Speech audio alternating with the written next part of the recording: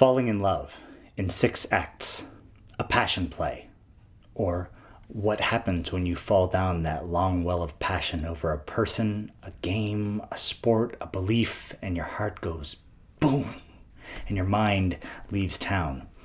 Act 1, lust. I think I love you. Who are you, anyway? Here it is. The big wow, the big gee, the big yes, yes, yes you've been waiting for. This is where you find something or someone and believe they are better, greater, cuter, wiser, more wonderful than anything you have ever known. Lust isn't a sin, it's a necessity, for with lust as our guides, we can move our bodies the way our bodies were meant to move. We can lift pounds with our arms, do marathons with our feet, have stars in our eyes, and do a nifty tango. And you think, I have no need of food. I have no need of sleep. I have no needs other than occasionally chewing a breath mint every now and then. You are the best thing that's ever happened to me. That's probably because you haven't happened to me yet. Now I can pass into the next act called Euphoria, or oh, yippee, you're mine. You feel funny inside. You feel funny outside. You feel you could do anything and no one would dare laugh at you. This love, you will treasure. You will not put it in the basement next to your rowing machine or your treadmill or your thermal body sweat wrap, and you will not take this love for granted, because that would be the biggest sin of all. And you think, I feel so good. I feel so strong. I feel actually attractive, and I could learn to live with that feeling. Oh, let us sing and dance and eat brown, mushy foods, low in fat. Oh, joy. Oh, rapture. Oh, but what if I'm no good at this?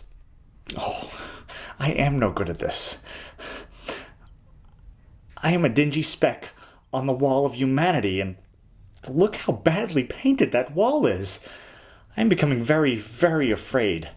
That must be because I'm passing into the next act, so poetically called fear, also known as uh-oh.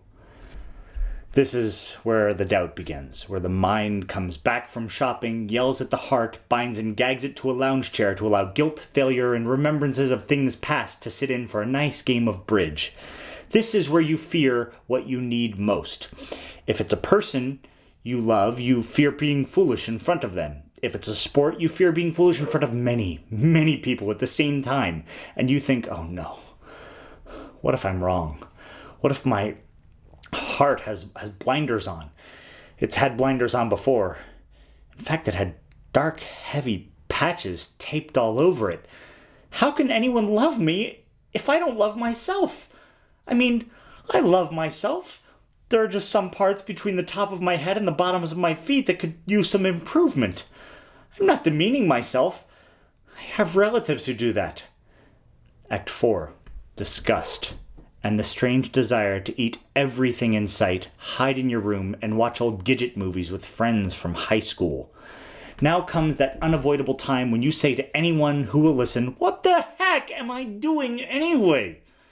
If it's a person you love, first you hate only their foulest inadequacies, and then you start to hate their good points as well. If it's running you love, first you hate hills, sidewalks, and bad weather, and soon anything that slightly resembles a bump, concrete, or a small breeze. And you think, I can't believe I ever said I felt this way. I must have been dreaming. Wait, this is no dream. This is a film noir movie, and one of those really, really dark ones too. I mean, this is love? This is what they tell you about when you're 11 and naive? Or 32 and more naive? Act 5, the truth. Love is hard work. And sometimes hard work can really hurt. Love is a game. If they didn't tell you before, we'll tell you now. Love is a game. And if you play, you either win, lose, or get ejected before the game is over. There are no ties. Maybe you'll lose and learn some great meaningful answer from it all, like if it looks too good to be true, it is. It's easy to love something when you don't have to work at it. It's harder when it demands something of you. You might just be afraid to give. Give it anyway. The heart is the most resilient muscle. It is also the stupidest. So if this love you found is good to you, then hold it, keep it, shout about it. If it isn't, well, then maybe you should just become very good friends. Act 6, the finale, also known as the big whooperdoodle or the most important part of this whole darn thing. So this is love, as demanding and challenging and nourishing as it can be, and as strong and as wise as it can make you become. There is something to be gained from commitment.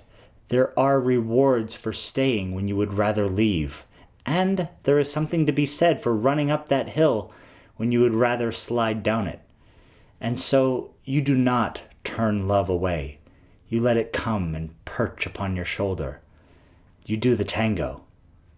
Just do it.